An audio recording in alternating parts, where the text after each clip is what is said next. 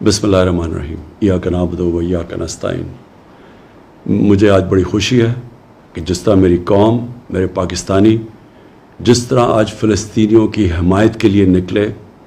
اور جس طرح انہوں نے ان کے اوپر جو ظلم ہو رہے ہیں اس کی آج نشاندہی کی اور اس کی مذمت کی، میں آپ کو سب کو خراج تحسین پیش کرنا چاہتا ہوں۔ جب سے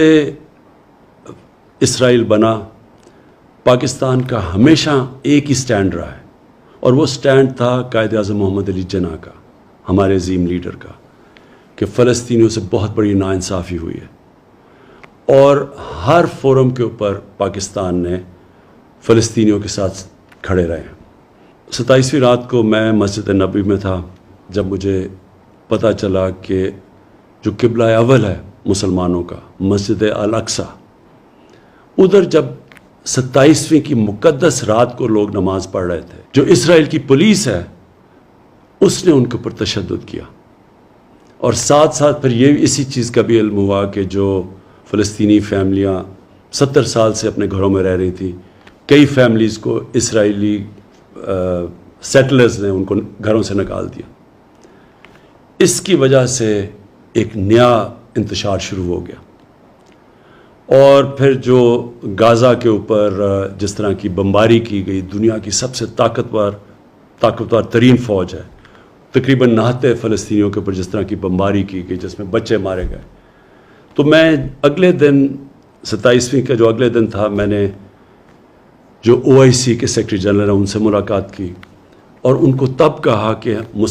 OIC کو اس کے اوپر سٹینڈ لینا چاہیے اور یونائٹڈ نیشنز میں ایشو کو اٹھانا چاہیے۔ جب میں پاکستان آیا تو میں نے کنگ سلمان سے بات کی، اور ان سے بھی یہی ہم بات کی کہ یہ جو ظلم ہو رہا ہے فلسطینیوں پہ اور جو الاقصی میں ہوا ہے، اس کے اوپر ہمیں اپنی آواز بلند کرنی چاہیے۔ ترکی کے جو پریزیڈنٹ ہے طیب اردوغان، ان کی مجھے کال آئی، انہوں نے بھی یہی چیز کہی۔ مہاتر محمد کی میسج آئی، کال آئی، انہوں نے بھی یہی چیز کہی۔ اور پھر میں نے بات کی فلسطین کے جو صدر ہیں محمود عباس، اور ان سے ہم نے کہا کہ ہم پوری طرح ان کو یقین دلایا کہ ہم سب پاکستان، بلکہ مسلمان دنیا، بلکہ وہ دنیا جو انصاف میں مانتی ہے، وہ سب ان کے ساتھ کھڑی ہے۔ شاہ محمود قریشی کو اس کے بعد پھر میں نے کہا کہ وہ یونائٹڈ نیشنز کی جنرل اسمبلی میں جائیں اور OIC اور مسلمان ممبر سے اس ایشو کو اٹھائیں، اور انہوں نے بڑے بھرپور طریقے سے اس کو اٹھایا، اور میں ان کو داد دیتا ہوں اس کی۔ میں جو ایک چیز دیکھ رہا ہوں، مجھے ایک بڑی خوشائند چیز نظر آ رہی ہے، اور وہ کیا ہے کہ دنیا کا پبلک اوپینین چینج ہو رہا ہے۔ میں نے اتنا ٹائم مغرب میں گزارا، پہلے بھی جب اسرائیل کی فوجیں ظلم کرتی تھی فلسطینیوں پہ، تو میں کبھی مغرب کے اندر ان کے اخباروں میں، ان کے میڈیا، ان کے پولیٹیشنز کو میں نے کبھی نہیں دیکھا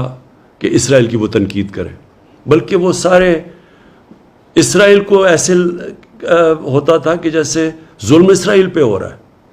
لیکن یہ پہلی دفعہ ہے کہ وہاں سے آوازیں اٹھنی شروع ہوئیں،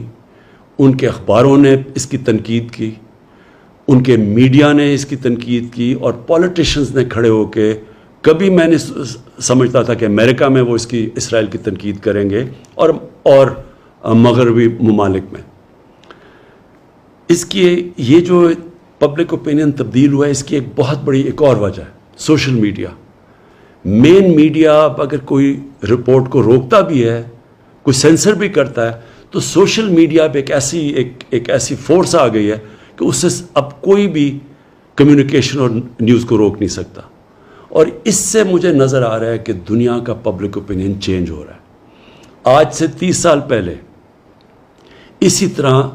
تب بھی دنیا کا پبلک اوپینین چینج ہوا تھا۔ ساؤتھ افریقہ، ادھر ایک ایسی رجیم تھی، ایک ایسی گورنمنٹ تھی، اور بڑی دیر سے، کئی سالوں سے تھی،